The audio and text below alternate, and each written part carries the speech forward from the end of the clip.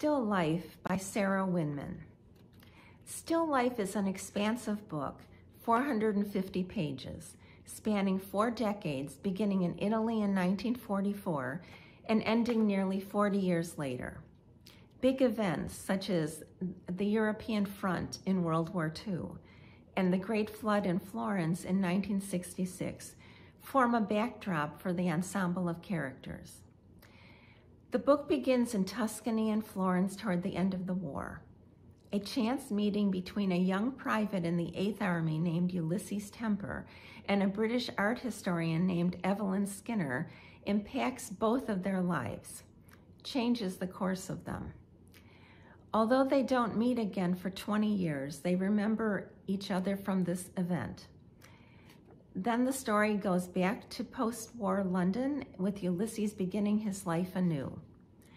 A good part of the book is set in East London, but the plot follows Ulysses back to Florence when he's bequeathed a house there. The characters in this book are many and marvelous.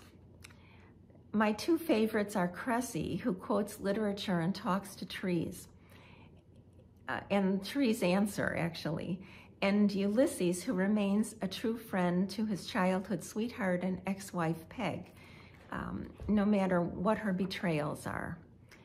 He is also a globe maker.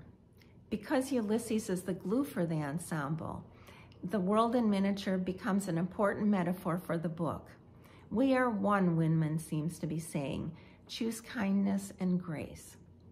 There is also a talking parrot, Claude, who dispenses sage advice and comic relief throughout the chapters. This is a completely character-driven novel whose major themes deal with friendship, art, and what constitutes family and a place to call home.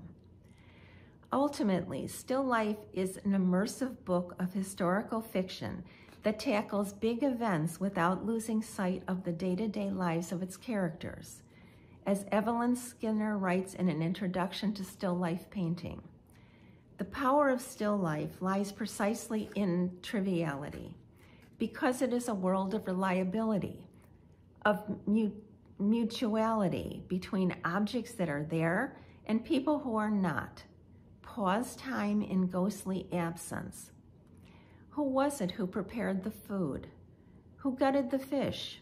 Who scrubbed the kitchen? These are the actions that maintain life. They have become fixed and unremarkable in this world of habit, and we take them for granted. Yet within these forms, something powerful is retained: community, memory, family.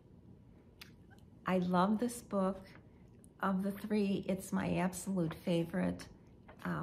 And I just lost myself in the pages. You'll find it joyous, positive, and life-affirming. Thank you.